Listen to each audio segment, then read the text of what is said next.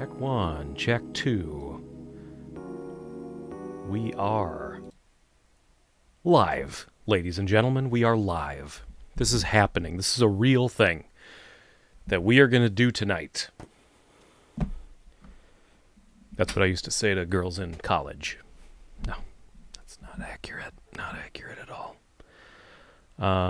Hold on. Let's, as people filter in, I think the camera is a little on the blue side.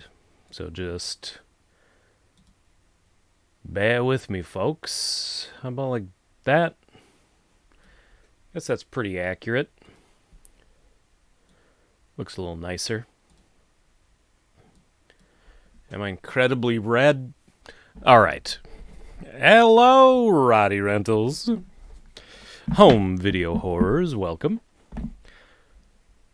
People better get their butts in here,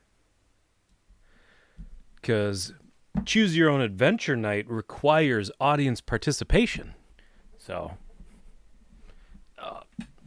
but how are you doing tonight? Watched any good movies lately? I realize it's kind of weird now that I'm set up a little differently. My my chat's all the way over here. A little different. Insult them a little bit. Actually, let's move that right now, because otherwise it's going to throw me off. We'll do it like that. A little bit. You insult them a little bit. Yeah, I didn't insult them. A little bit.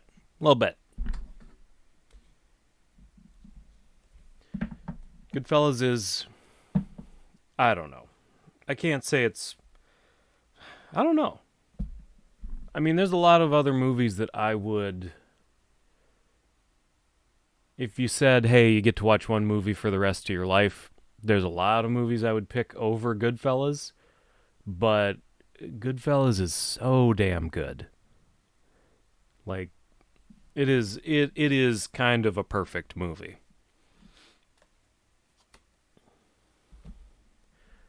A little bit. Insult them a little bit.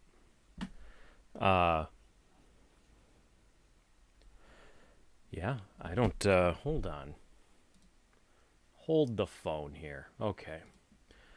All right, well, let me ask you this, because I was thinking, I think in the thumbnails, the posts to the Instagram, I just Google image searched a Choose Your Own Adventure book just to put in the thumbnail. Haven't sought it out to watch in years, but it's definitely one of those where if you happen upon it, you leave it on. Yeah, it's I mean it is a phenomenal movie without question. There was a time, I think I've sort of grown past that time, and plus there's so many things to watch, but there was a time when Goodfellas was like a go-to put on when a few friends are over kind of a thing. I had more than a couple friends who loved to watch that movie and to quote the scenes, and we always had a blast when that was on. But so I used this book, Vampire Express, as for the thumbnail, and I just took the image off the internet and photoshopped her in. But afterwards, I realized, let's double check to see if I have that Choose Your Own Adventure book, because I have a ton of them. And lo and behold, I did. And it seemed like a pretty appropriate subject matter, given our love of horror and VHS in the 80s. So I figure we'll probably end up reading this one tonight, but I did also have, why not start the Choose Your Own Adventure Night off with choice of books. So I figured I'd at least throw another option out there. And here we have a knockoff Choose Your Own Adventure book, a Which Way book called Vampires, Spies, and Alien Beings. Hollywood is an exciting and dangerous place when the movies turn to real life. Something tells me we would get through a few stories in here faster. The text, it's noticeably less wordy, but I mean, that's not necessarily a good thing. Getting through it fast isn't necessarily a good thing. One of the things I really liked about the idea of doing a Choose Your Own Adventure night is that we would actually be able to, I think actually reading through a story of the 21 possible scenarios, one of the 21 possible endings. The fun thing is we probably, given that, we're here for a couple hours, we realistically would probably only get through maybe 2, maybe. I guess I don't know how fast they're going to go. I guess it depends on how smart people are with the choices. But, I could see, I like the idea that, yes, we're reading, somebody else's work, which feels a little like, I don't know, a little slimy, a little shady. But of all the books that you could read on a live stream, a Choose Your Own Adventure, I think, is great because, we'll read through and get, our ending or a couple endings, and there's still 20, 19, 18 endings in this book. So I feel like, if anything, it's kind of encouragement to, for everybody, like, hey, to like go explore these things more, Dagger Deep, welcome. People are starting to filter in. So one thing I didn't really anticipate is I don't necessarily want to just hit the ground running with this book. I want to give people time to get in here so they can be kind of part of it from the beginning. So we'll maybe give people just maybe 5 more minutes just to kind of get a couple more of our of kind of our hardcore alley cats in here.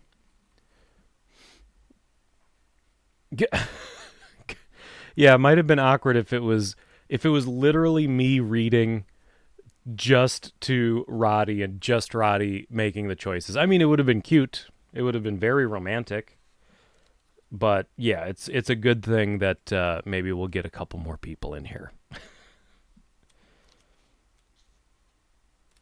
I mean, at that point, I would just be like, hey, Roddy, what's your phone number? I'll just call you.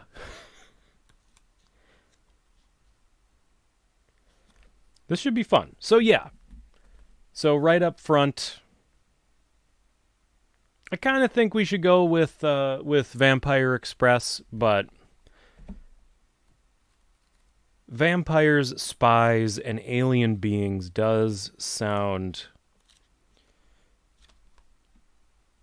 fun too, so I'll throw this up here. You choose.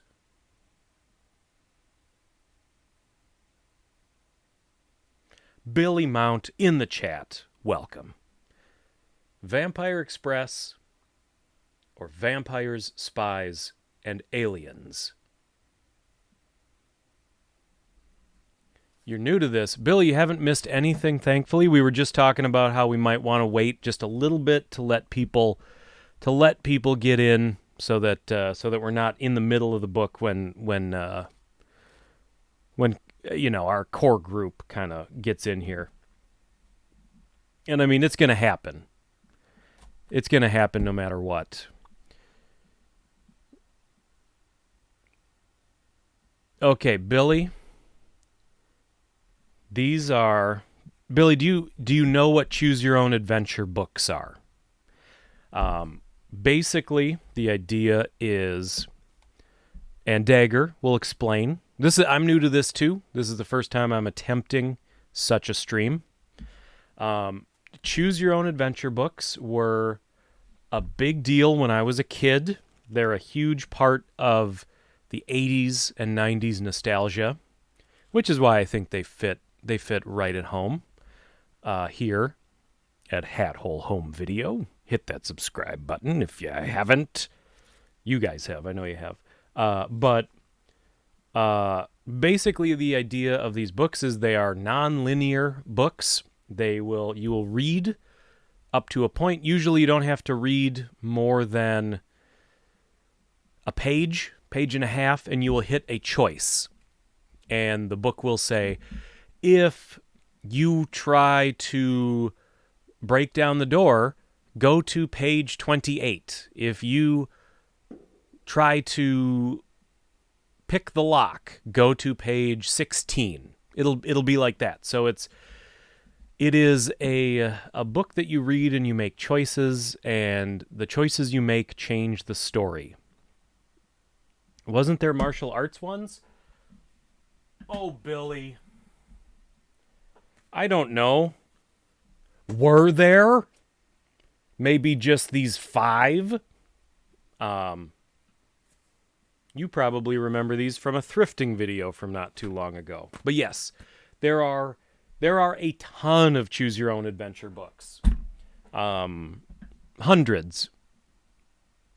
And then of course you get into the knockoff books, like the Which Way books. I can't remember. Pick a Path.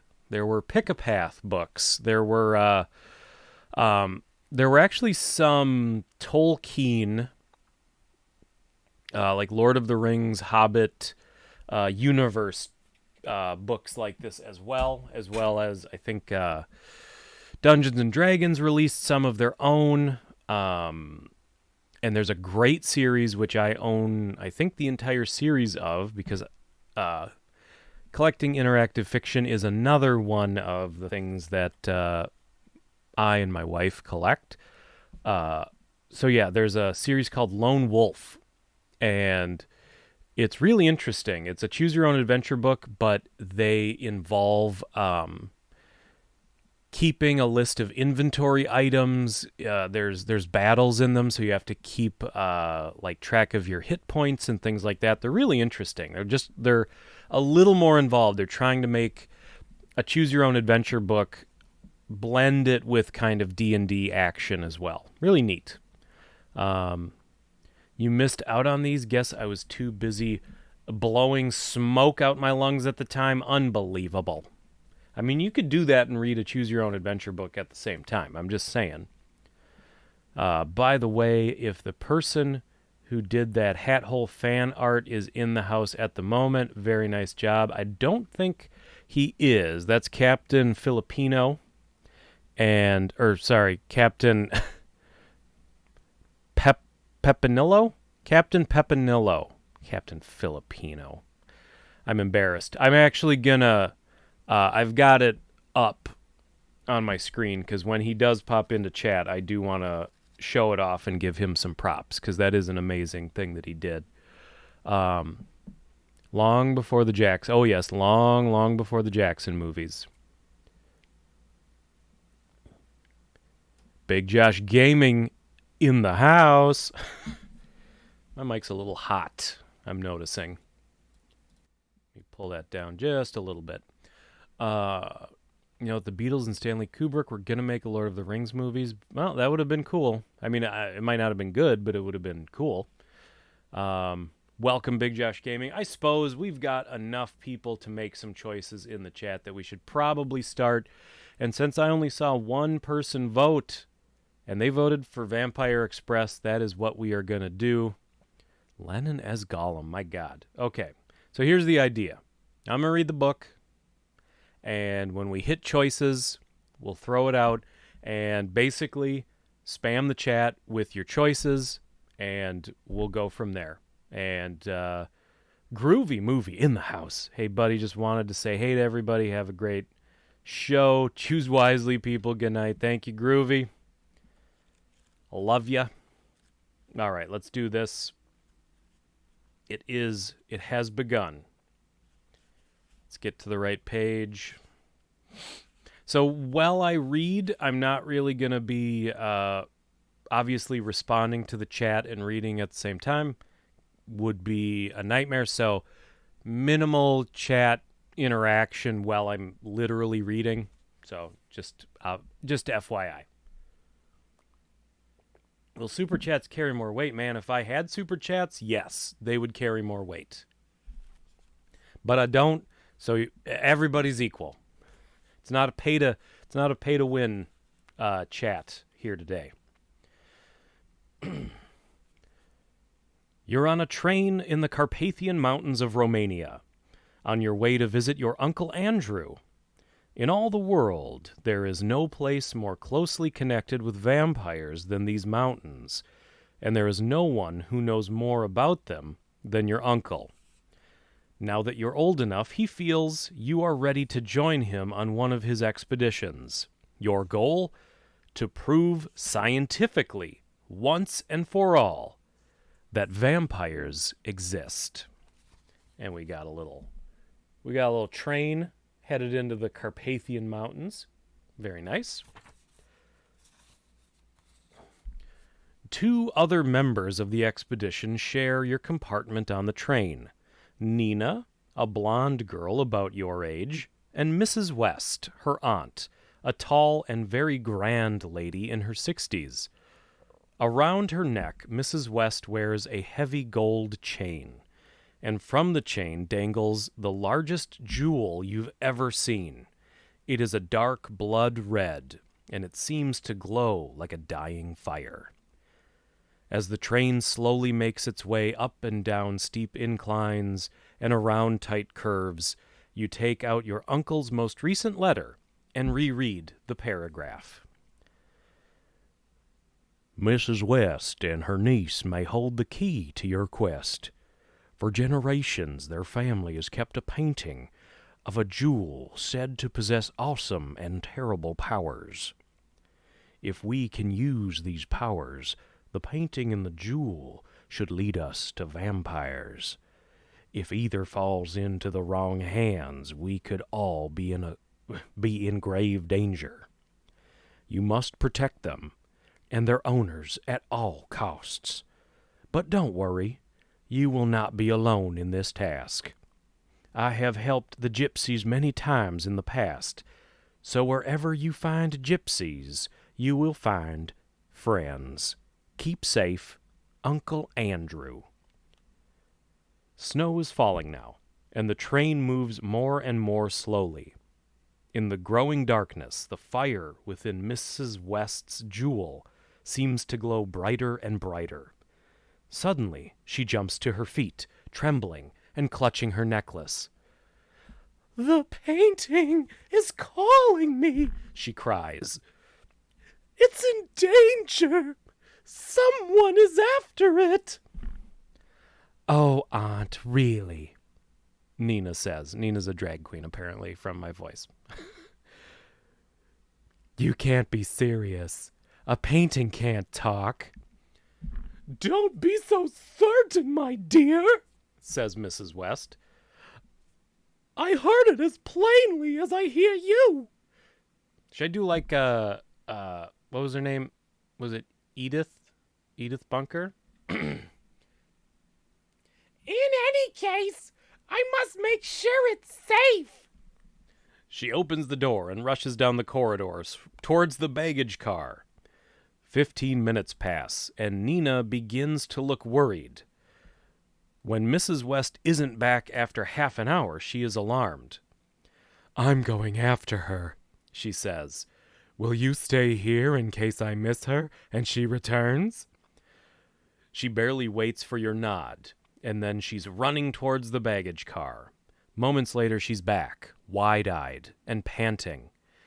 "I can't find her anywhere," she says. "My aunt has vanished."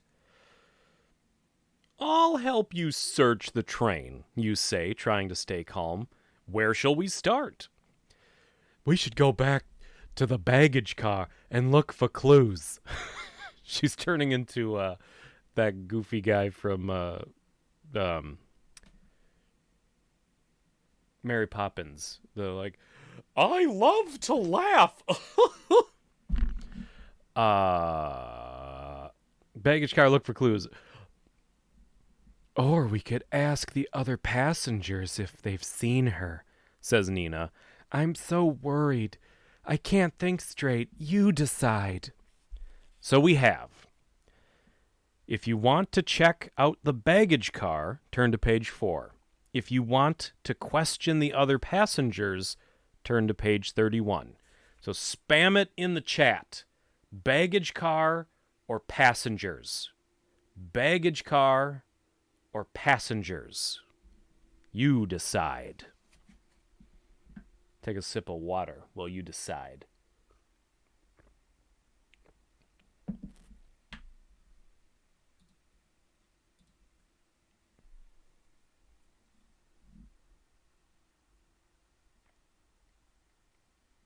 Uh-oh, it's tied up.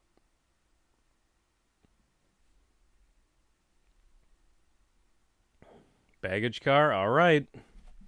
Baggage car it is. Going, gone. Baggage car. The baggage car is gloomy and disgusting. Only one dim bulb lights the place. The car looks as if it hasn't been cleaned in years. Nina gets down on her hands and knees and searches for clues among the dusty old crates, cartons, and suitcases. Meanwhile, you try to make sense of the footprints smudged into the grime on the floor. But there's no sign of Mrs. West. She seems to have vanished without a trace. You're about to give up when Nina calls your name. You make your way through the mess and find her bending over a strange-looking wooden box. At least we know the painting's safe, says Nina, brushing the dust from her sweater and jeans. It's kept in this box. Picture. There's the box with the painting in it. Spooky. You look closer and see that every inch of the box is covered in carved shapes. There are eyes, ears, mouths, and hands, and they look a little too real for comfort. Chad, welcome. Slevin, also, I forgot to welcome you. Welcome. Nina, where did you get this weird thing, you ask? Do you know what the carvings mean, or what they have to do with the painting? All I know is my great-uncle gave it to me before he died. He got it from some relative in Australia, and she said that it had been in the family for almost forever. The box has always been with the painting, and the carvings hide secret locks.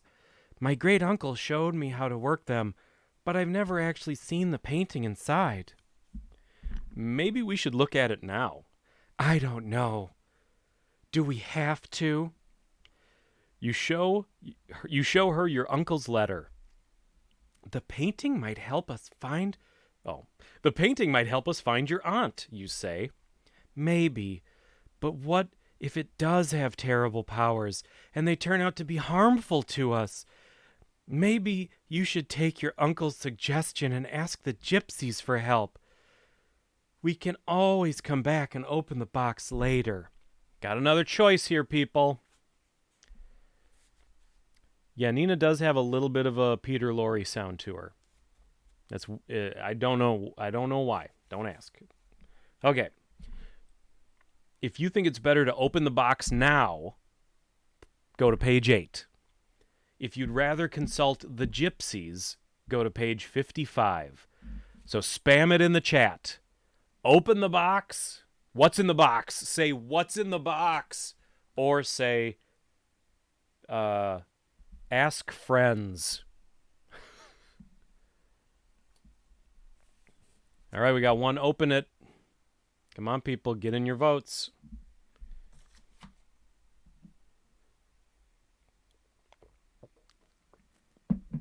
Open it now. What's in the box? Ask friends. What's in the box? Okay. Looks like what's in the box seems to be the winner. Oh my.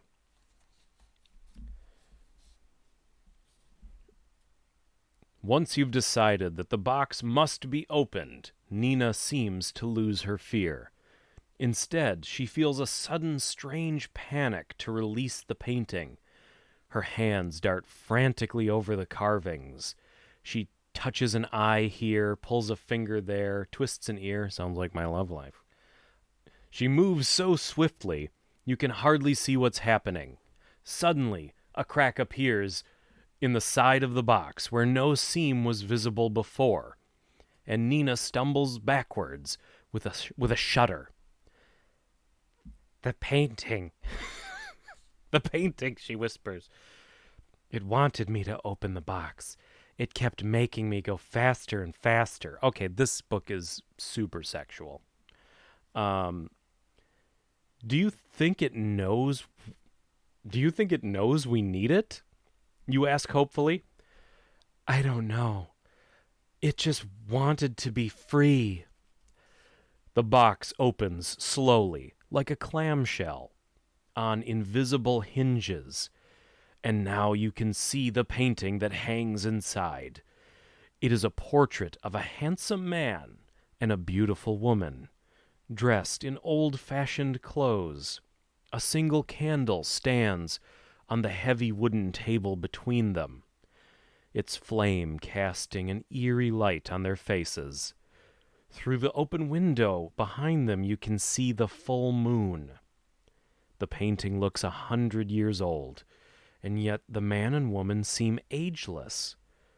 Their flesh looks real, and their eyes shine with the same glow you saw in Mrs. West's jewel. They seem to stare at you with a terrible, endless hunger. With great effort, you tear your eyes away and realize that the painting is moving. It strains forward like a leopard ready to pounce on its prey. Then you hear the door of the baggage car open behind you. Also, here's the painting. Now you know. Looks like Michael Jackson and Michael Jackson. Turn to page 48. Okay.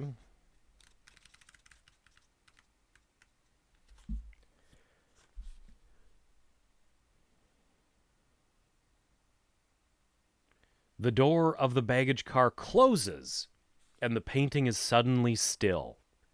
You turn around hoping to find Mrs. West, but instead you see a young man. He's wearing a bright green shirt with wide, puffy sleeves. A green and blue striped bandana is tied around his head. Oh boy. I gotta be careful how I do this voice. Hey, I'm Nanosh, Prince of the Gypsies, says the young man. Then you must know my Uncle Andrew, you say. More than that, I owe him my life, Nanosh says simply. He asked me to watch out for you and those who accompany you, and to protect the painting. In their possession. You must need me now because the painting has called.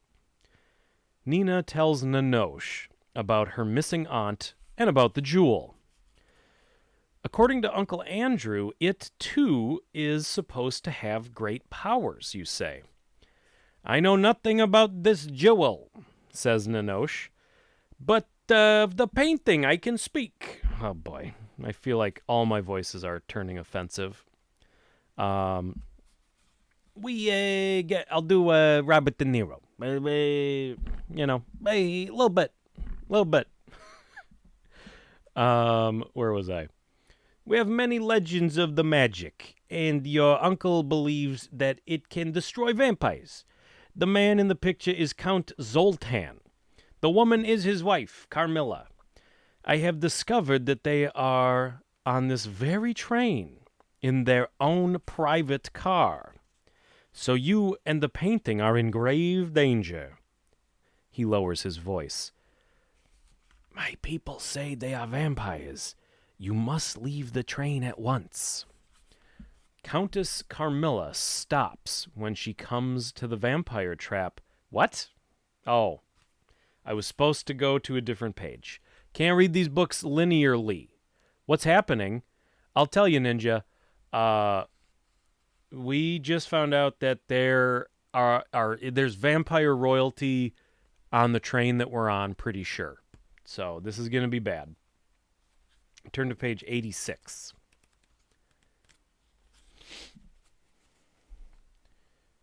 Is this how Michael Jackson lures in kids? That may be the secret story of what this book is telling us.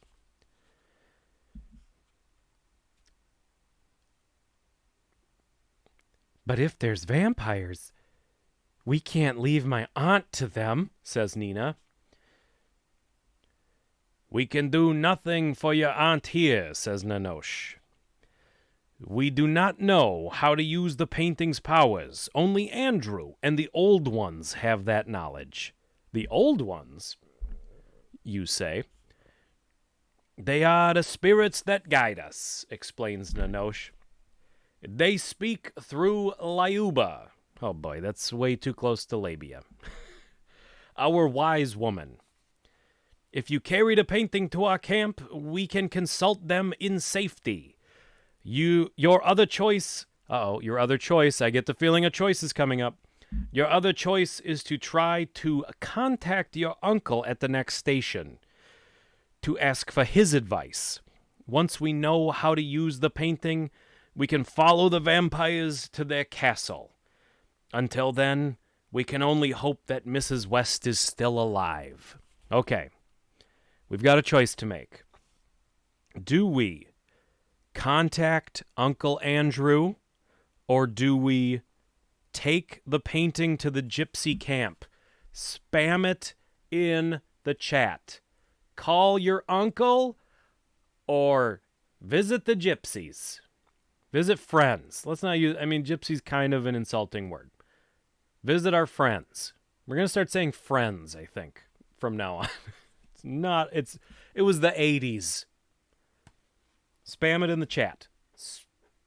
Spam like your life depended on it. All right, we've got to vote for Uncle.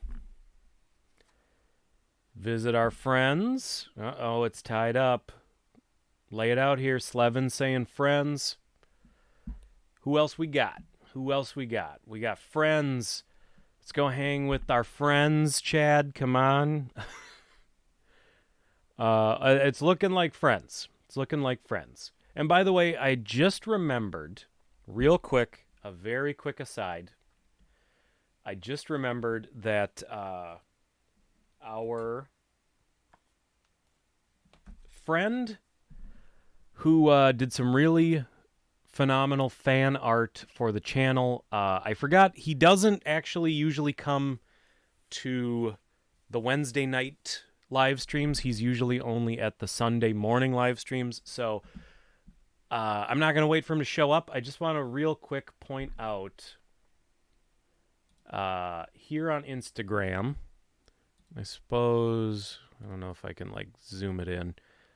If you have an Instagram, our pal here, Captain Pepinillo, is super cool. He's always in the chat. He's always engaged.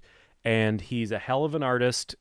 And more specifically, because, I'm an egomaniac, he did this very cool piece of fan art based on our last live stream where we were playing Cool World on the Super Nintendo. And I was not having a good time, as you can tell from this bit of fan art. But he whipped that up that day, and I just think it's incredibly cool. And so yeah, definitely, people, if you're on Instagram, I think his art is really cool.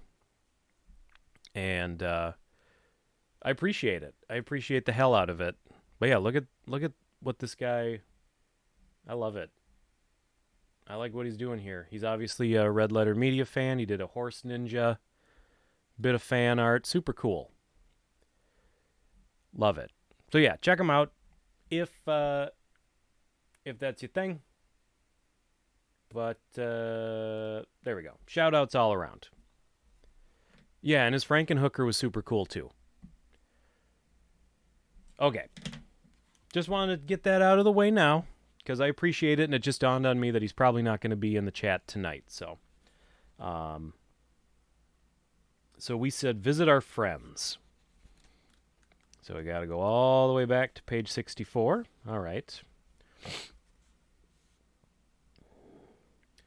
The snow is falling heavily when you reach... Let me start over. The snow is falling heavily when you reach the next stop, and the station is cold and dark, but your heart lifts as you watch the train pull away. Vampires or no vampires, something about that train made your skin crawl. It was like a haunted house on wheels. Nanosh gives one of the village boys a silver coin to take a message to the camp of our friends. By morning, we will have transport. By morning, we will have transport. I'm not going to do that voice anymore. It's throwing me off. He says cheerfully. Then he stoked up the the wood stove in the station, and the four of you... The four of us? Who's the four? It's us and Nina and Nanosh. So where's this four coming from? Is it the painting? Is the painting the fourth person? That's weird. Stoked up the fires of the wood stove in the station, and the four of you slept as best you can. When you wake in the morning, how did I derail? How did this page derail me? Okay. Shake it off. We're having a silly goose time. When you wake in the morning, the snow has stopped, and a pair of horse-drawn carts has arrived to carry you and the painting to the friend camp. That night, What the heck? How is my mind gone? That night, there is feasting, singing, dancing, and storytelling. Then, at midnight, everyone falls silent, and Labia goes into a deep trance. What is she doing? You whisper to Nanosh. Hush, he whispers back. She is talking to the old ones. They will tell us what to do. After a time, Labia rises from her trance and comes to stand in front of you. She removes 2 brightly polished egg-shaped stones from a leather pouch and dangles from a thong around her neck. One of the stones is crimson, the other is emerald green. The old ones have spoken, she says in a deep, level voice. You must decide which of these stones is to be transformed by fire. Choose the crimson, and you will find both safety and a satisfactory conclusion to your search. Choose the green, and you risk terrible failure and a dire fate. But your success, should you win it, will be beyond your greatest dreams. She thrusts the stones towards you. Choose! She cries. So, do we pick the crimson stone or the green stone? Once again, the red stone basically is the safe path. The green stone is the dangerous path. So red or green. Nice and simple decision. Red or green.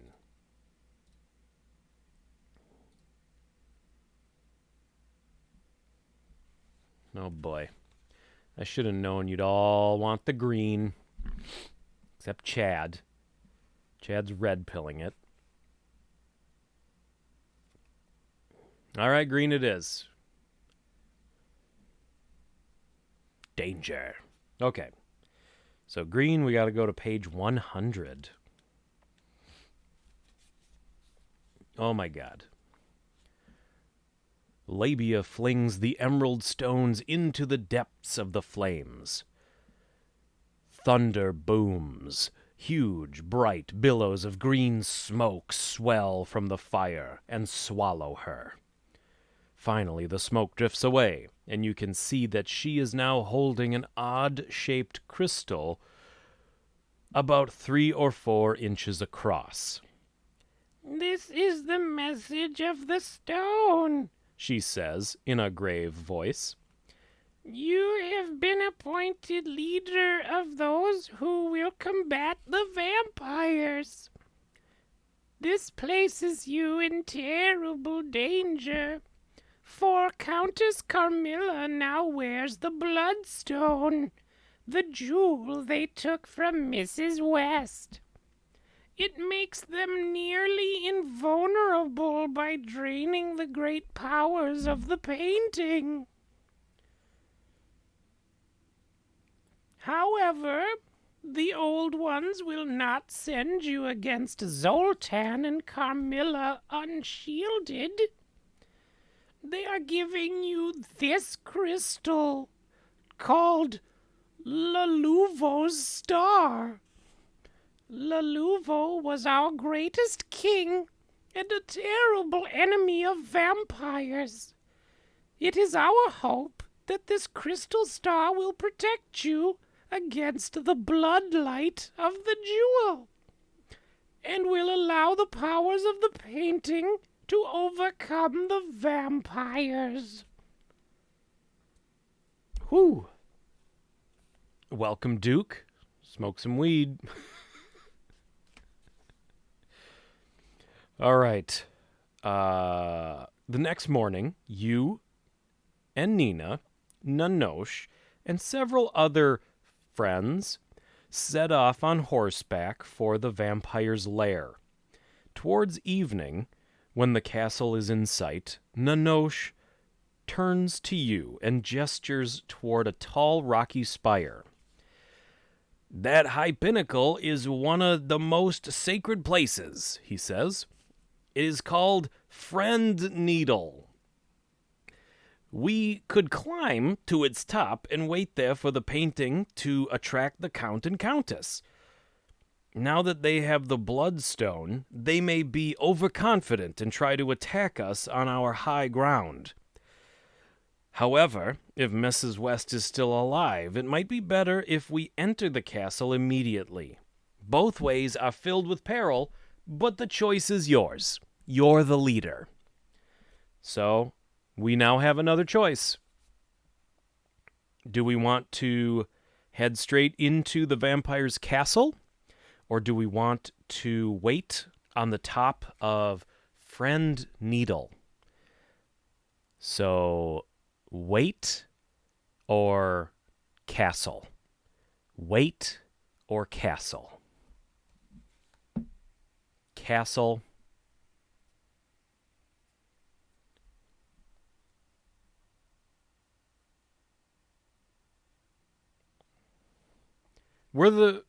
We are the leader because Labia said so. She's the wise one. Like, of course we're going to be the leader. What do you think, Nanosh can do it? I don't think so. So what do we got? Castle, castle, castle, castle. Castle. All right, I think the thank you, Roddy. I think the castle's just about edged it out. I wonder, is there such a thing as like a vote, like an actual vote that I could like make in the chat? That's not a thing, huh? 'Cause it would be cool to do like a real vote system for this. It would be fun. Oh well. Okay. Well, I think Castle wins. So we are going to page 32, boys and girls. People and people. Okay. When you reach the gate of the ruined castle, you discover it is closed tight and locked. Strike the gate with the Leluvo's star, Nanosh suggests. You do that, and the crystal emits a pure, lovely tone. At once, the gate swings open, revealing a small courtyard. On the opposite side of the courtyard, there's a tower. Okay, you say, gathering up your courage. I guess we better go in. I like to. Now I'm picturing this kid being played by Chuck Norris. The star. I want this to be made into a movie. And I want Chuck Norris to play it, and I want them to de-age Chuck Norris and do that thing that they did in movies for a little while where they were like putting. What was that movie with the Wayanses where it was like the guy was a baby? And it was Marlon Wayans' head on a baby's body. That's what I'm imagining as the star of this movie, but Chuck Norris, and not a baby like a 9-year-old. Wait, says Nina. I think it's time to remove the painting from its box. Oh, I've heard that from girls before.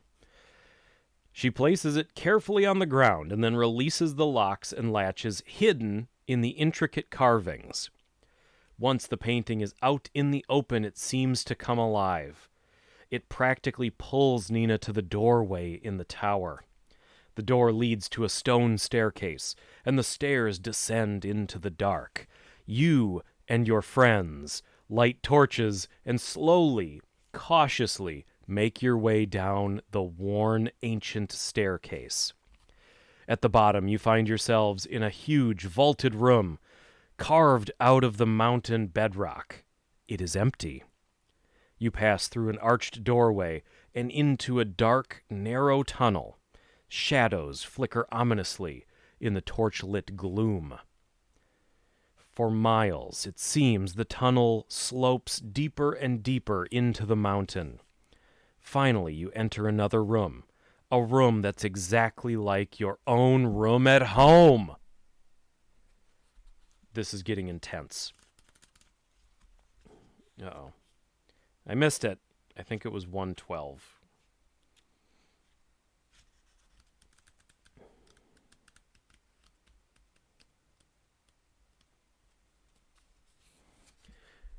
You grab Nina's arm. I don't believe it, you tell her. Neither do I, she says. I never thought I'd walk into my own room here. Your room, you say, but this is my room. Just then, Mrs. West and Uncle Andrew walk through the door. Hello, my dears, they say together. The painting makes a growling noise, breaking free of Nina, and lunges at them. Those guys are fakes, you shout. Nina stumbles after the painting, and as you rush to help her, the fake Andrew and Mrs. West change into bats and fly down the tunnel, which has suddenly reappeared. Nina manages to grab the painting, but it drags her along as it pursues the bats. Follow! Follow! A voice shouts in your mind. Those bats are vampires. They must be destroyed. Melinda, welcome. Yeah, it's all popping off. Or you're just popping in, but it's popping off. Thanks for swinging through. Down the tunnel you race, chasing Nina, chasing the vampires.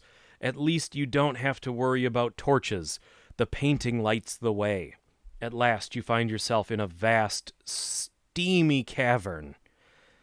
Millions of bats fill the air, but only 2 of them have eyes that glow like coal. Like coal embers, I assume it means. And only one of those 2 wears the bloodstone. It glows like the vampire's eyes, filling you with dread. Now, who's this? Oh, that's why. You can't read the book linearly. I gotta go back to 84. Here we go. The painting snarls. You remember La Louvo's star and raise the crystal high over your head with both hands. The bloodstone dims. The star has drained its powers. The painting snarls again, and a bright golden serpent of light surges out of it. The serpent coils and then rockets towards the red eyes above. The vampire can do nothing to evade the terrible serpent. It consumes them in a brilliant ball of fire. Later, you find Mrs. West in one of the crypt rooms. She is sitting up on a stone slab, rubbing the sleep out of her eyes. Before long, your friends join you, and the next morning Andrew arrives. Too late, he greatly regrets, to take part in the adventure. Still, he has never looked happier. At last, he has proof. He has the proof he's been seeking. The end. We did it. There's a little picture of Lelouvo's stone destroying the vampires. We made it to an ending, and it was indeed a happy ending. My oh my, what an adventure, and seems like probably a pretty perfect place to thank some people that make this possible. Winner, chicken dinner. That was quick. Well, hey, we got time. That's the beauty of it. There's 21 endings in this book. We'll read through it again. We'll make some new choices, and it's a whole different story. Tonight's live stream, as well as all the live streams and videos here at Hat Hole Home Video, are fueled by the best patrons a fella could ask for: Old Man Gamer, 8-Bit Beck, Derek, Melinda, Chad, and Slevin. Thank you guys so much. If you like what you see, please consider going to patreon.com/HatHoleHomeVideo and becoming a patron yourself. Help build a friendly, welcoming place where mostly we just talk about horror movies, VHS tapes, and how much we miss the video store and old video games. Woo! All that good stuff. Thank you guys. Yeah, good times. That was kind of wild. I was curious going in because I did a shockingly little amount of prep for this. You'd think I would have read through it a few times and tried out some different endings. I didn't. So I didn't know how long the stories would take. Drop that link under the video when you put... Yeah, I should. I forget to do that. I should just put it in like the default description that generates as well. We doing another one? Hell yeah, we're doing another one. It's only 11. We'll do one more. Some of those voices were kind of killing my throat a little bit, though. Where do we restart at the... Yeah, we can... I mean, yeah. I don't think we necessarily... I can gist the first page or so we can just get us to our first choice. That's probably fair. I don't know if we... we'll play it how we play it. I mean, there might be new people in the chat that didn't get to hear that first page. Probably not, but just in case... and who knows, where do you want to make a new choice right away? I mean, I guess that's up to you guys. Whether or not you want to start making a different choice right off the bat or down the road, who knows? But we'll do, let me just stretch for a second. Before we dive back in for another reading. 21 possible endings. I wonder how many are like actual winning scenarios. Like, how many of these do you die? How many of the 21, I want to know how many are endings where you die or endings where like everybody... I guess this one everybody lived. We probably got the best ending. I think we'd have to make a different first choice automatically, wouldn't we? Otherwise, it might end up... but see, that's the thing. You don't have to make a different choice right away. You don't have to. You need a stiff drink? You and me both, buddy. Although, imagine me trying to get through this if I was like halfway through a bottle of whiskey. It would probably be an entertaining stream, but a nightmare for anybody who actually wanted to to hear the story. Be right back. Okay. So yeah, really, I mean, there's nothing that says you have to make a different choice right away. You might want to, just because we're doing this, and you might want to get it on a different track as soon as possible, just to maybe make each read through as different as possible. But nothing says you have to. I mean, honestly, if we just, like when we were in the train, or like when we were at the point where it's like, hey, let's go to the camp or contact our uncle,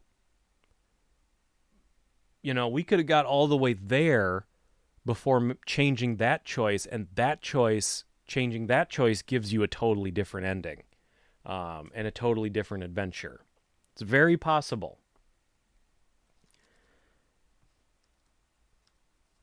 But we'll get back into it here. Okay. So to summarize the first page, we are on a train headed for the Carpathian Mountains where vampires exist. Our uncle is a renowned vampire researcher, and you are going to join him on an expedition. You are accompanied by two people, Nina, a blonde girl about your age, and Mrs. West, her aunt, a tall, grand lady in her 60s. She is wearing a gold chain attached to which the largest jewel you've ever seen is attached.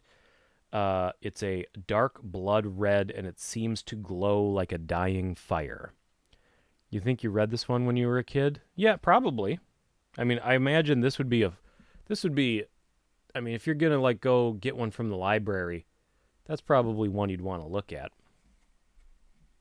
I know, I think the same thing, Roddy. Whenever I hear Carpathian, all I think about is Ghostbusters 2. So in any case, these people, you're with Nina and Mrs. West. Mrs. West has a jewel around her neck. So is there an ending where you hook up with Nina? Only in my fan fiction. Erotic, choose your own adventure. Labia probably, she probably has a lot more experience. So, probably a more entertaining time. But, I mean, I'm more... We'll just drop that. Okay. So, snow's falling now, and the train moves more and more slowly. In the growing darkness, the fire within Mrs. West's jewel seems to glow brighter and brighter. Suddenly, she jumps to her feet, trembling. "Oh, the painting is calling," she cries. "It's in danger. Someone is after it." That's right. So she goes, we're almost to our first choice. So Mrs. West goes to check on this painting. She never comes back. Nina goes to check on her. Can't find her. We did, Dagger. We just started. We're just about to our first choice. So Mrs. West has vanished. You have to decide where you and Nina should start looking for her. The first choice is either to check out the baggage car or to question the other passengers. So do we want to go check out the baggage car or question the other passengers? What do you guys think? Last time we checked out the baggage car. Doesn't mean you have to do something different, but it's what we did. We did something, We went and checked out the baggage car. We went and saw the painting. There was some interesting things happening. Anything. Anybody.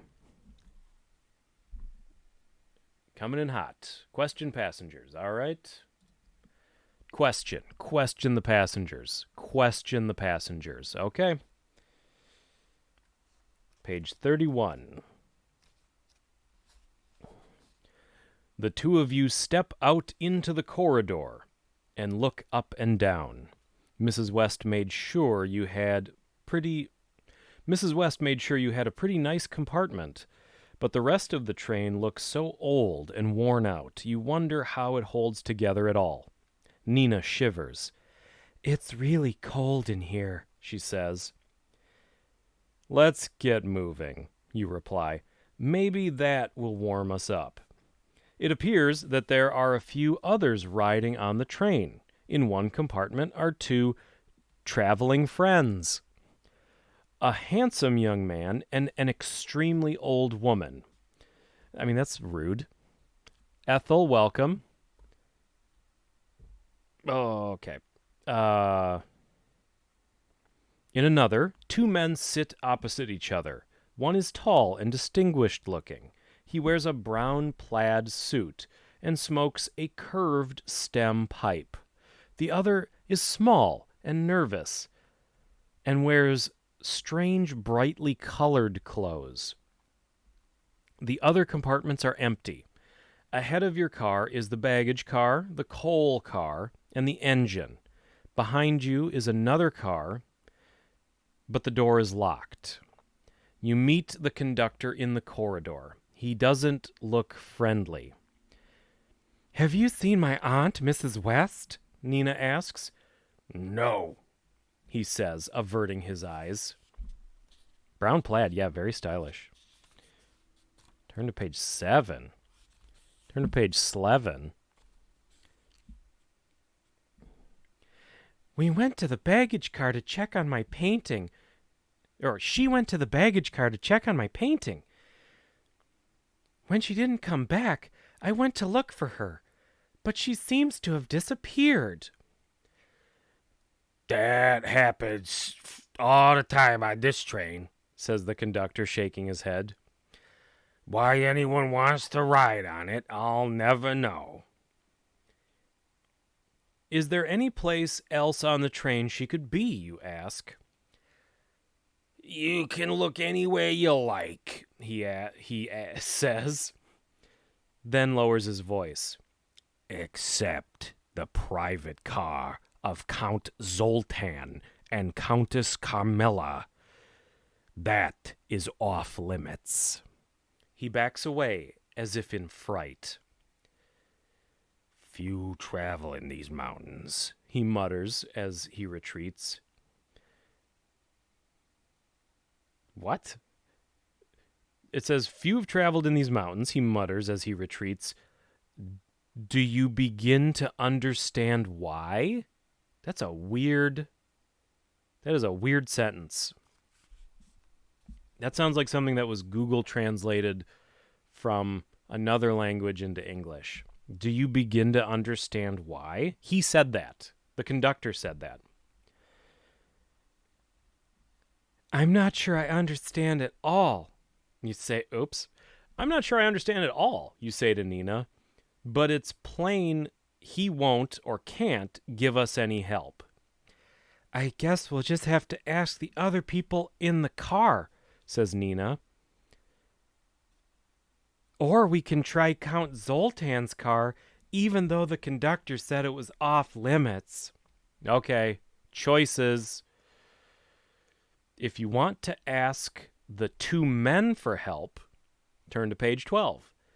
If you'd like to talk to our traveling friends, turn to page 55. If you want to knock on Count Zoltan's door, turn to page 18. So this is a triple choice. Do you want to talk to the two men? Do you want to talk to our traveling friends? Or do you want to talk to Count Zoltan? What do you think?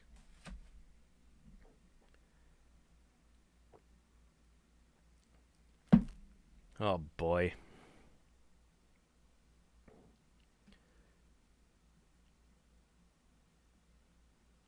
Oh, my God. You guys are gluttons for punishment. All right. We are knocking on Count Zoltan's door.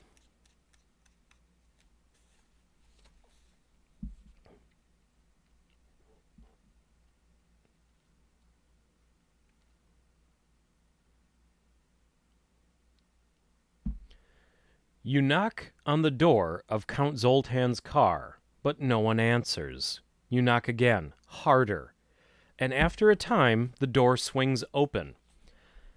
A fat, dwarvish man with a puffy, repulsive face stands there scowling. Go away, He scowls. We're looking for my aunt, Mrs. West, Nina says politely. Have you by any... go away. He interrupts. If you don't want to be here, Oh, you don't want to... you don't want to be here. Turn to page 103. That was it. Well, here's the guy. Check him out. He's a real friendly-looking feller. Go away. Turn to page 103. All right.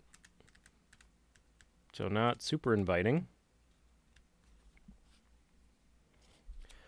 A tall, elegant man in evening clothes appears. He yanks the bent little man roughly aside and bows graciously. "Please come in," he says. "I am Zoltan. Forgive my oaf of a servant, Bella." Vampire reference. "Nothing I do to him seems to make him hospitable." That's a weird sentence. The Count's car is luxurious, full of gleaming wood, soft leather, and polished brass. But it is also very old-fashioned. He leads you down a long corridor to a parlor lit by candles and oil lamps. "My lovely wife, Carmilla," Zoltan says, gesturing towards a beautiful woman reclined on a sofa. She is so still that until that moment you hadn't even noticed her. "Bella, bring these young people refreshments," Zoltan orders. Nina tries to ask about her aunt, but the Count interrupts. "In a moment we'll talk, but first, let us do the honor of enjoying a light repast." In a moment, Bella arrives with a serving cart.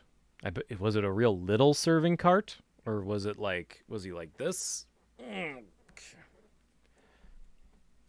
I like to think it was a little serving cart, because that would be adorable.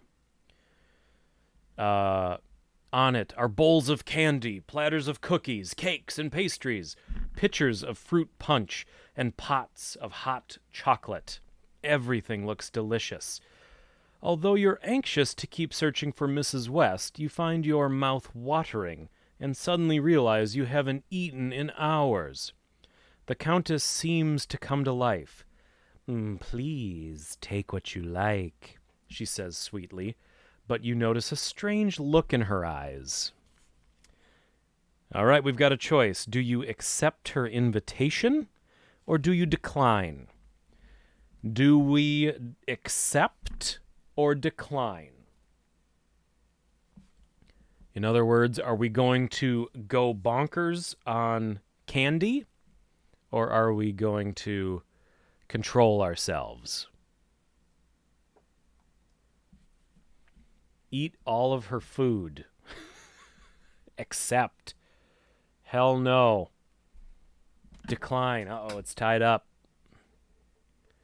Accept.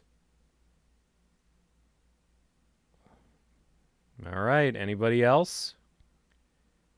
We're on accept. Going once. Uh-oh, it's tied up again.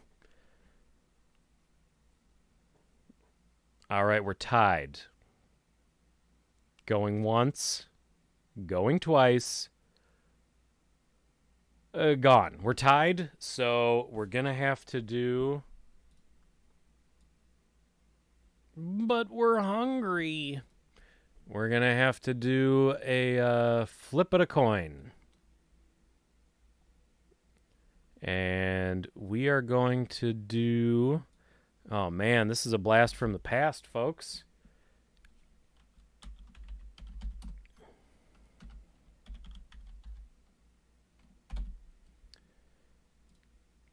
This is our old The old wheel spin that we used to use for our Funko Pop giveaways. So we just put accept, decline. It's a 50-50 chance.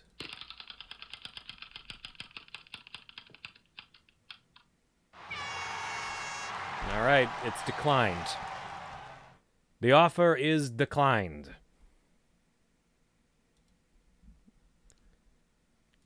Fair enough. Decline it is. Sorry, folks. I'm sure it was going to get real spicy if we had eaten all that candy.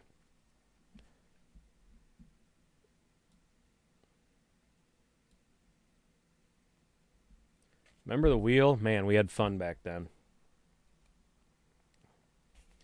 Turn to page 81.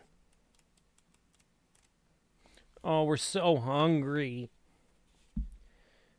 Thanks very much, but we really must find Nina's aunt, Mrs. West. She disappeared about an hour ago, and even though we've searched the train, we can't find her. Disappeared? Says the Count. Could you not tell it was the Count? Hardly. She has, in fact, been visiting with us. We have found her most pleasant. I believe she's resting in my dear wife's bedroom. Would you like to say hello to her? We sure would, Nina said eagerly. Then you shall, immediately, replied the Count. Bella, take them to Mrs. West. Grumbling aloud, Bella yanks open the door and pushes you into the corridor. But the moment the parlor door is safely shut, his manner changes. Run, he whispers urgently. Don't lose a second. Run to the painting. The Count and Countess are vampires. They will kill you unless you get to the painting first. It's your only chance, and my only chance of escaping eternal bondage. I'll try to delay them, but hurry, hurry. All right. I think we got to do what he says. There was no choice there, by the way. I thought it was Snagglepuss this whole time. Exit, stage right, left even. You and Nina race through the train. When you reach the baggage car, you hear feet pounding behind you, but you don't dare look back. Once inside, a strange force lifts Nina off her feet and carries her over to an intricately carved wooden box. Her hands dart over its surface, releasing hidden latches and opening invisible locks. In a few seconds, the box is open, and Nina snatches the painting from its resting place. At that moment, the door is flung open. It's Zoltan and Carmilla. When they catch sight of the painting, they let out an incredible moan of pain. Oh! They cry. Too late! Too late! Lost! We are lost! Whips of flame lash out of the painting and twine around the vampires. Their bodies shrink and curl like paper in a hot fire, and then Zoltan and Carmilla are nothing but ash. You and Nina stare at one another, speechless. What you've just seen is too incredible for words, but you know you'll have a lot to say when you see Uncle Andrew. The end. That's right. That one kind of ended really quick. But there you go. We defeated the vampires once again, and that's actually the picture, I just realized, on the front of the cover there. Down there, the fire coming out of the painting and engulfing our Lord and Lady Draculas. Yeah, that one was super short. We've won 2 out of 2. Didn't even need to deal with those traveling friends. No, we did not. Was Zoltan good or evil? Evil. Zoltan was evil. It was Bella the servant that warned us. So he was secretly good.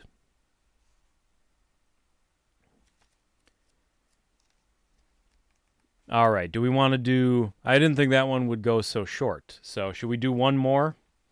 Do we want to pick up from... Do we want to pick up from when we decide who to question? Should we do that? Of course, now I got to go through the whole thing to find that spot again. So we talked to the other passengers, which is 31. Then we got to go back to 7. Okay. Do you want to know what happens when you eat the goodies? Should we do that? All right, real quick, we'll find out what happens when you eat the goodies. How about that? We probably just die. Accept her invitation. Ask all the passengers for candy. Where do we start to make sure Snagglepuss... Dracklepuss? Page 61. All right, let's see what happens when you eat the candy. The pastries do look delicious, Nina says. And I think I might try the cookies, you say. Do, the Count says. And you must taste some of the red fruit punch. My wife makes it herself, and I can assure you, there's nothing like it in the world. It turns out that the cookies don't taste as good as they look. They're stale and musty in your mouth, like old mushrooms. And then you swallow a bite. You start to feel an odd tingle that you don't like at all. I think we've all been there.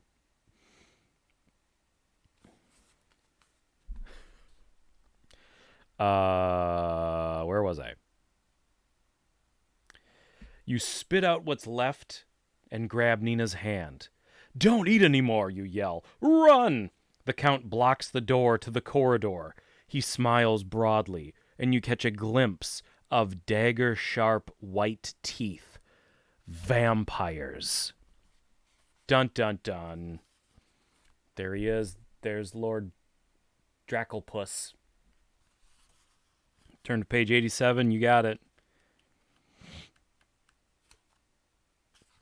Uh-oh. Dark chocolate is the best candy.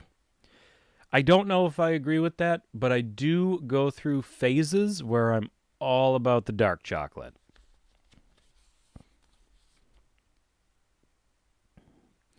The two of you run and dash through the rear door. That's what she said. And out onto the observation platform. There's a ladder onto the roof. You clamber up. Is it clamber or clamber? Clamor, right? Someone call my name?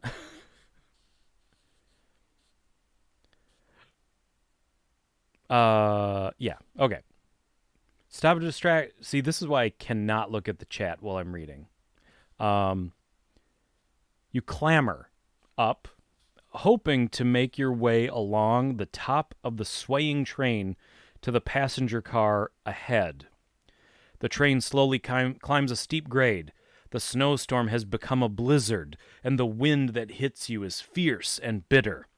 You grab what handholds you can as you half run, half crawl towards safety. Trap doors swing open.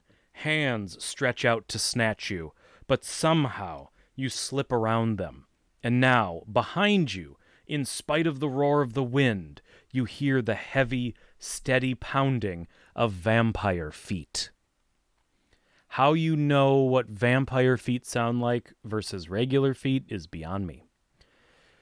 We'll never make it.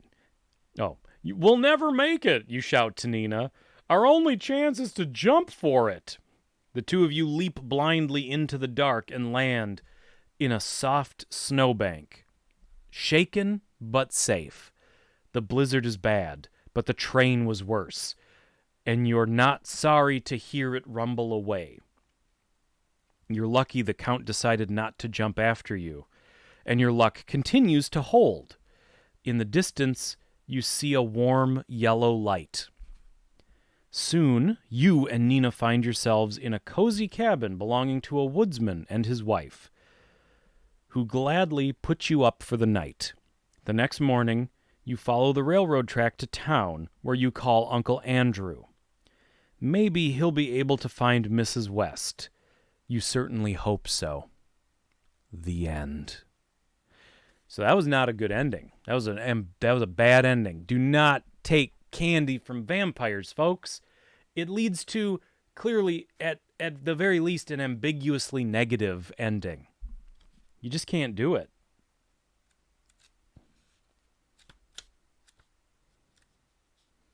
I just want to point out, like, I'm not reading it, like, just flipping through pictures. Apparently, at some point, we could end up riding a horse. So, consider that.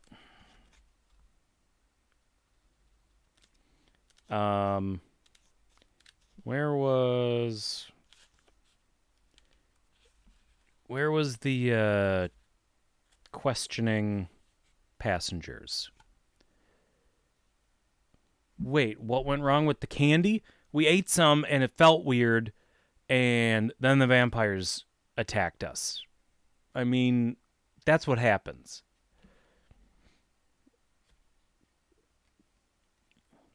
You've always wondered how complicated it would be to write one of these? Well, I can tell you, really complicated. My buddy, if you ever look up the Choosatron, it was maybe I can even pull it up here. It was a sort of choose your own adventure arcade machine.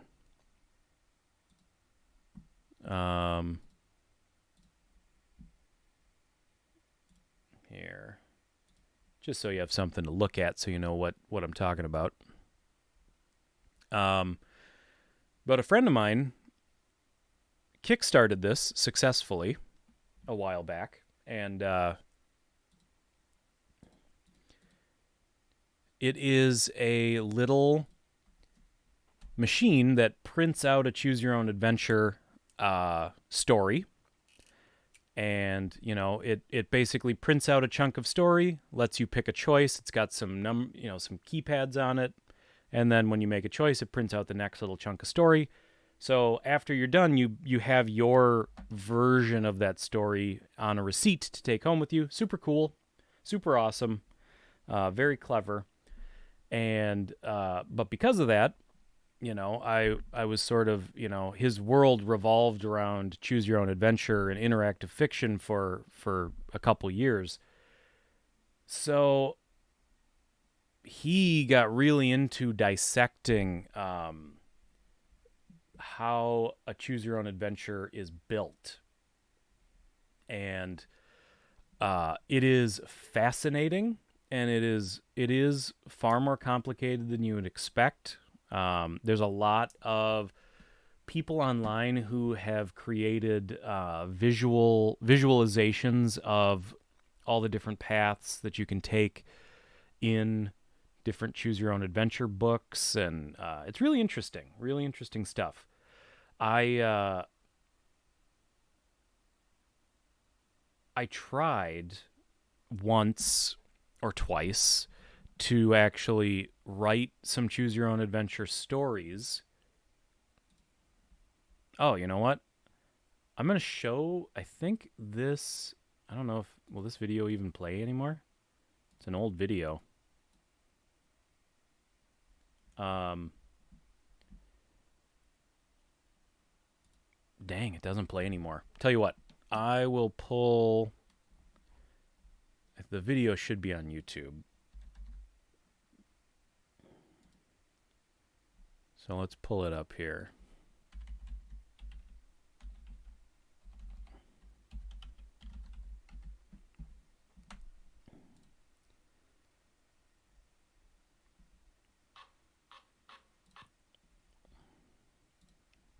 here.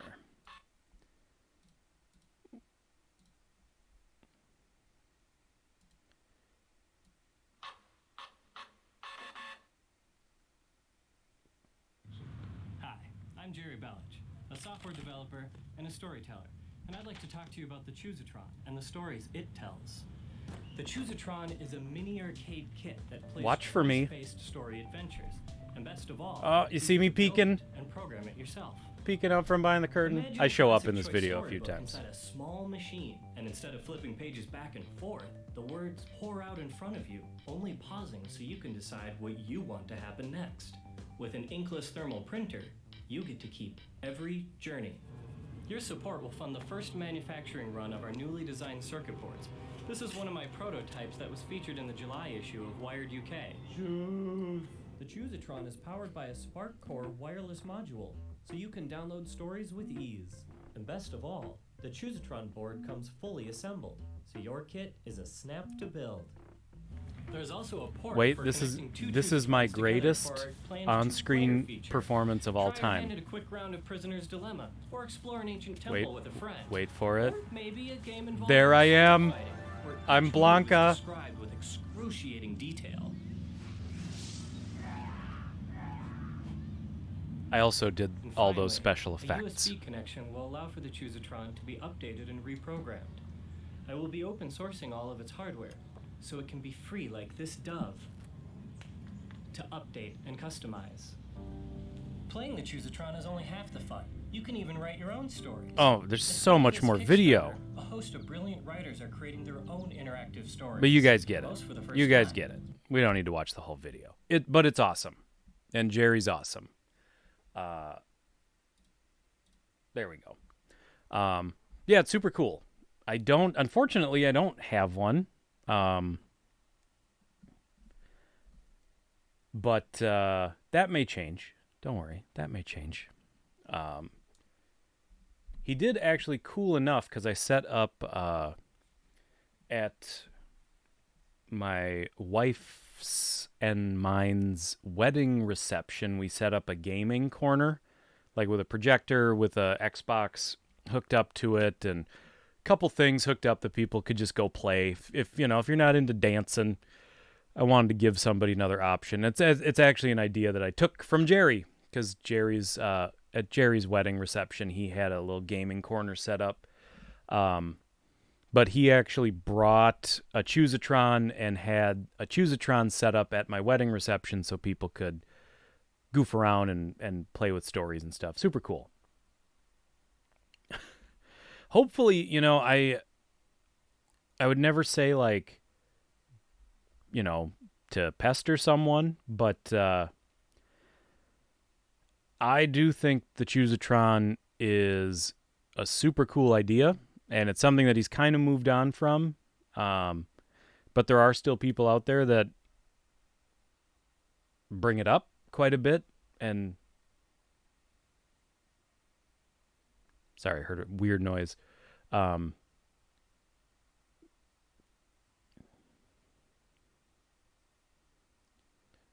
wedding you wouldn't be bored shitless at? Yeah, no kidding. Well, that's kind of what we were thinking too, because it was a ton of fun at his wedding to do that, so we stole the idea. But yeah, I would... oh my god, you made it to a live stream. Robbie Rewind. Get in here! Was it Zoltan? What? But yeah, super cool.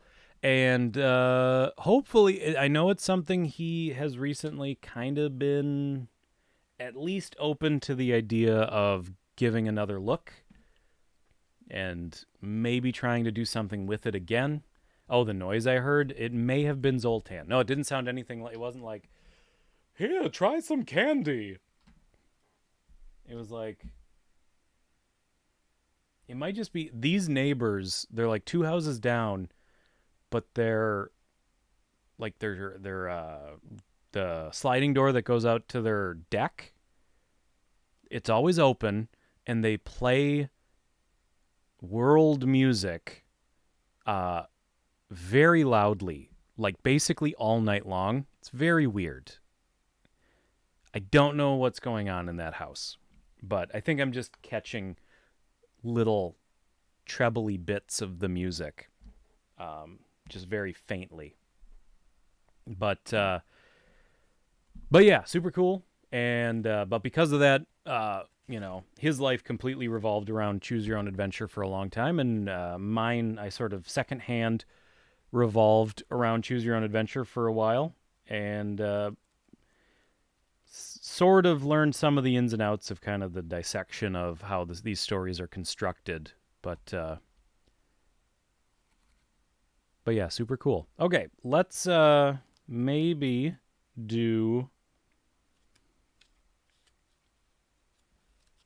What do you say? Let's pick up where. We were going to question the passengers, and we were going to decide who to question. Now, we've already talked to Count Zoltan. We've gone through that scenario. We had two other options. We could either talk to the two men, one of whom looked very nervous, the other was very cool, calm, and collected. Or we could talk to our traveling friends, the gypsies. What do you think? The two men or the gypsies? What are we thinking?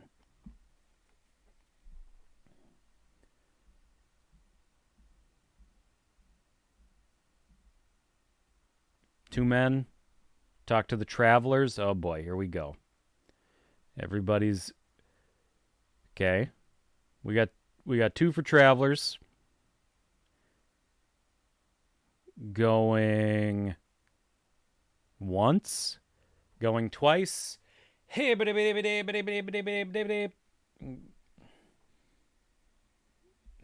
the gypsies. Talk to both. Well, you gotta pick one right now. We can't just do both. You gotta pick one to start. That's not an option here. Like two men, or the gypsies, or Zoltan's door, or all of them. No, you gotta pick one. We're gonna go gypsies, unless a flood of votes come in right now for the two men, travelers. All right, looks like the scales have tipped. We're talking to our traveling friends.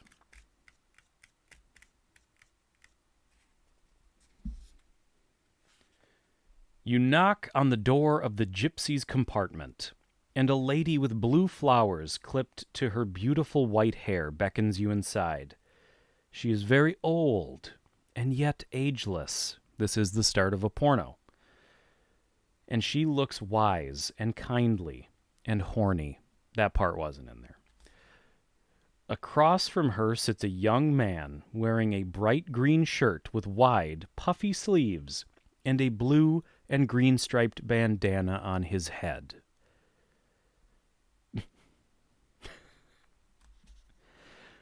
When you introduce yourselves, you discover that the young man is Nanosh, Prince of the Gypsies, and the lady's name is Lyuba. So Andrew is your uncle, Nanosh says, looking impressed. He is a great and close friend, and has saved my life more than once. He looks at Nina's troubled face. You have sought us for some reason. How can we help you? Nina explains that she and her aunt were carrying a red jewel and a painting to Andrew for use in his quest for vampires. But now her aunt has disappeared. Is the painting kept in a carved wooden box? Lyuba asks. Why, yes, Nina answers. How did you know? Our people have known of the painting for centuries. Oh, says Nanosh. Never mind the voice. Lyuba clutches Nina's wrist. Go quickly. Bring the painting here. Do not lose a second. I will explain why after you return. Nanosh, go with them for protection. 23. Skadoosh. The three of you race to the baggage car. Although there is little light and the car is a cluttered, dirty mess, you have no trouble finding the box that holds the painting. It would be hard to miss with its strange, intricate carvings of hands, eyes, ears, and mouths. With Nanosh as guard, you and Nina carry the box to the gypsy's compartment. Lyuba breathes a sigh of relief when she sees you. Then she explains her urgency. There is a private car attached to this train that belongs to Count Zoltan and Countess Carmilla, She says, If you were to open the box, you would behold a painting of them as they were centuries ago, when they were young and mortal. Now they are unaging creatures of the dark. Vampires, says Nanosh. The painting can release forces that will be their undoing, continues Lyuba. but we cannot use it here, where their power is strong. We must journey to our camp and communicate with the Old Ones. They will tell us what to do. But what about my aunt? Nina asks. And what about the jewel? You chime in. Uncle Andrew said it was powerful too. Of the jewel I know nothing, says Lyuba. Well, super helpful, lady. but I can ask the Old Ones about it also. I'll page them. Now come, make it. Make ready. I read the now come and I thought that's what she said, and then it made me laugh to myself because I'm super immature. We will leave the train at the next station. She strokes Nina's cheek with her gnarled old hand. This is your aunt's only hope, she says gently. 64. Uh-oh. We've wrapped around to a choice that we already made previously. Get off the YouTube dinners.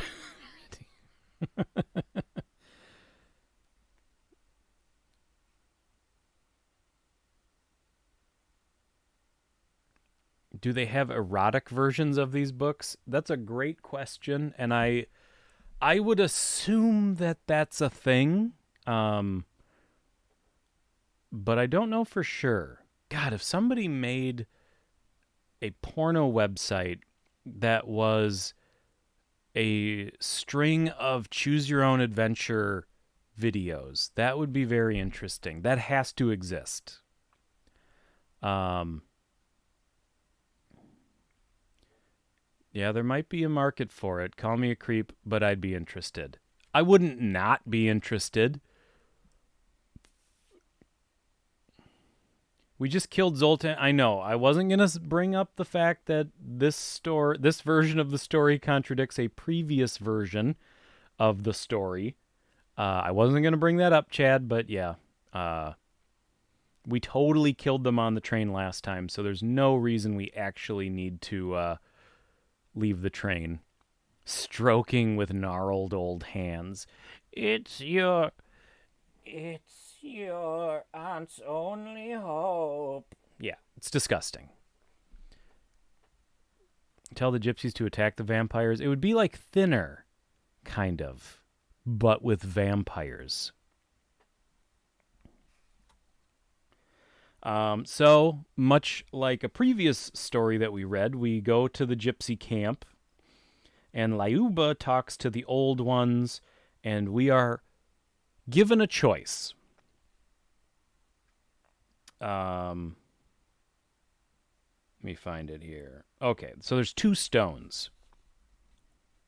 One is crimson, the other emerald green. The Old Ones have spoken. You must decide which of these stones is to be transformed by fire. Choose the crimson, and you will find both safety and a satisfactory conclusion to your search.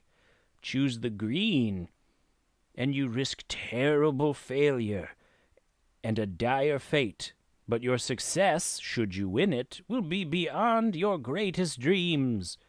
She thrusts the stones towards you. Choose, she cries.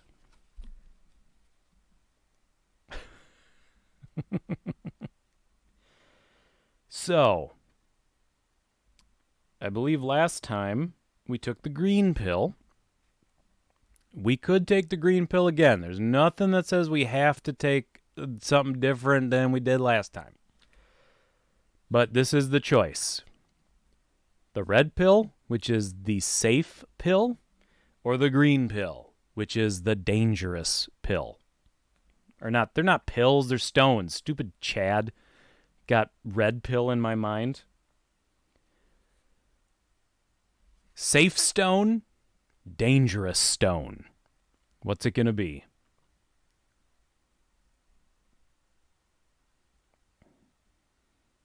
Chad's going red stone once again.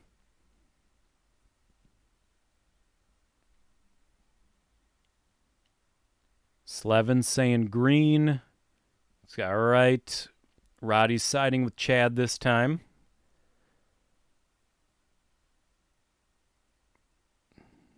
Robbie is saying danger. So what does that mean? Are we tied up? Red, Big Josh coming in with the red. Green, oh my God, it's all tied up again. Do you make me spin again? Green. I think that means green just overtook it, huh? 1, 2, 3, 1, 2, 3, 4. Yeah. All right, we're going to go down the dangerous path again. I'm not opposed to it.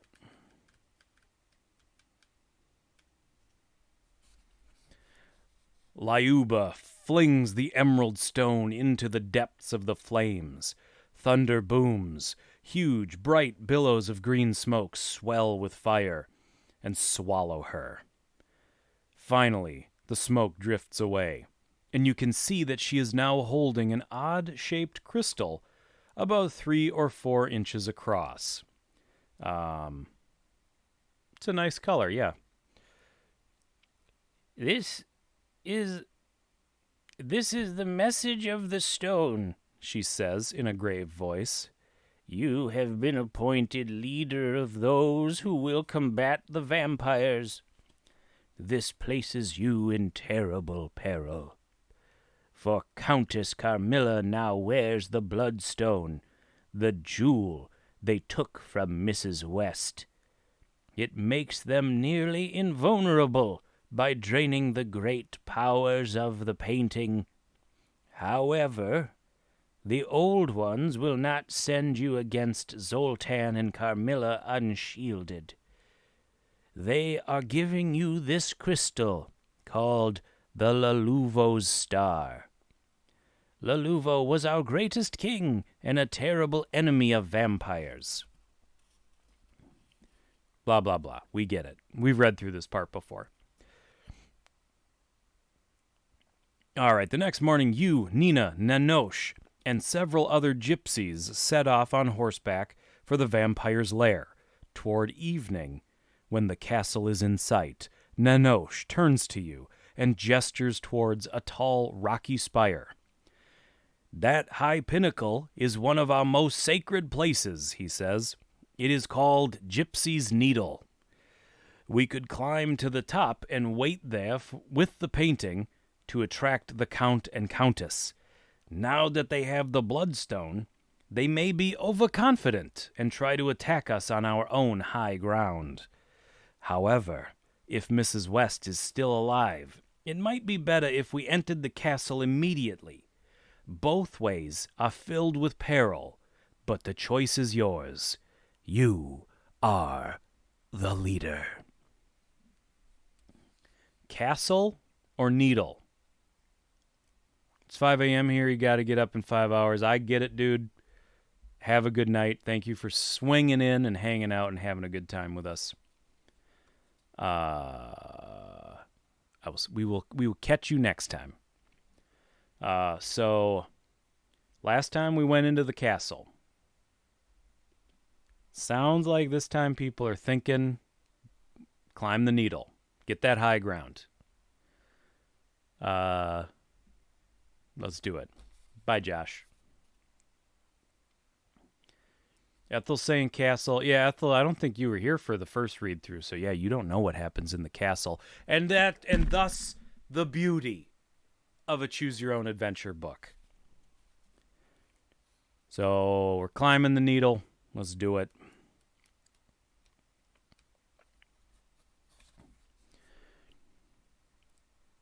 You climb to the needle's summit and watch the sun set behind Zoltan's crumbling ruined castle. When the gypsies build a large bonfire, the gypsies build a large bonfire, while Nina removes the painting from its box, and you take Lolovo's star from your backpack. Nanosh sets up the painting so it faces the vampire's castle, and yet receives the full light of the fire. Then, with his dagger, he draws an eye in the dirt between the painting and the fire, and you place the crystal in the eye's pupil. Joining hands, everyone makes a ring around the fire. Now we are ready for them, Nanosh says with grim determination. But remember, the fire must not go out. If it dies, we are lost. Wolves howl. Flocks of screaming bats whirl and dive within inches of your head, but they don't attack. Then the wind picks up, and a gusting misty rain threatens the fire. But you and the gypsies take turns adding log after log to the blaze, and the fire never dims. At midnight, Nanosh cries, "Everyone on his feet! Now we sing and dance."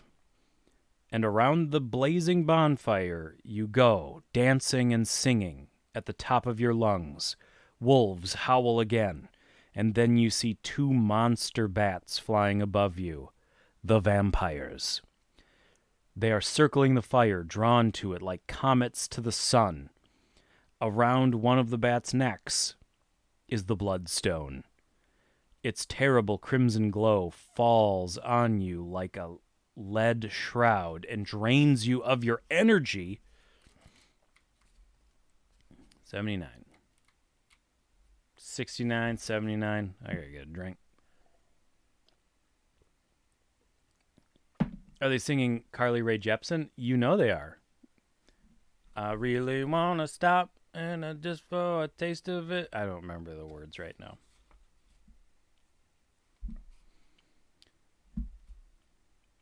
You and Nina are almost exhausted, but you stumble on. Faster, faster, faster, Nanosh shouts. Don't stop whatever you do. Sing, sing. The ring of people closes in on the fire, and so do the vampires above you. When you are all nearly touching the flames, the painting suddenly ignites. Flames hurtle upward and engulf the vampires. There are twin explosions, and you all fall unconscious. In the morning, you and Nina are the last to wake up, and there is Uncle Andrew, who has just arrived. A gypsy messenger reached him about the time you set out for the vampire's lair. With a broad smile, Andrew helps you up and points to the castle. Walking unsteadily through the gate is Mrs. West. Nanosh hurries off to lend her a hand, while the rest of the gypsies begin to pack up. Huh. It's a shame you didn't take photos last night. God, everything is that's what she said. Where was I? It's a shame you didn't take photos last night, Andrew says. But I suspect with you and the others as witnesses, and with the evidence we'll find in the castle itself, there is no possible doubt about the existence of vampires. He raises his arms to catch everyone's attention, and in a loud, hearty voice announces, "You have done simply wonderfully! Grand work! Grand, grand work!" The end. Weird. And then he fell into a burning ring of fire. Ain't that the truth? I heard that Johnny Cash based that song on this Choose Your Own Adventure book. That's a lie. I have not heard that. Grand work. My goodness gracious. Well, it is closing in on midnight. So we've been doing this for almost 2 hours. We've read, how many endings did we read? Like 4 or 5? Some of them go real quick. I mean, that's the trick with books like this is there's definitely, I think it kind of sounds like we may have hit the one of the longer story paths.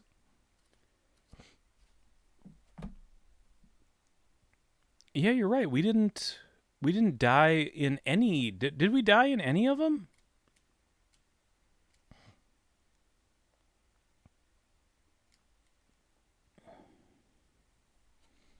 Oh yeah, we definitely. I don't think we would ever do a stream where we just read through a single storyline. I think that's part of the fun of this. And what's fun too is not right away, but down the road, it would be fun to come back to this book because there are 17 endings that we have not experienced, you know? I think that's super cool. So yeah, I think this is a lot of fun. I'm glad. It really, really depends on you guys, though. Like, I'm lucky that, thankfully, I mean, you know, if it was just going to be me and Roddy all night, that's fine. Like, we would still make that a good time. But the fact that enough of you piled in and were vocal and having fun, too, that's the way to do it. So, really, this kind of stream only can really happen with you guys participating the way you do, the way you always do. You always friggin' step up to the plate, and you always hit home runs. So I appreciate you.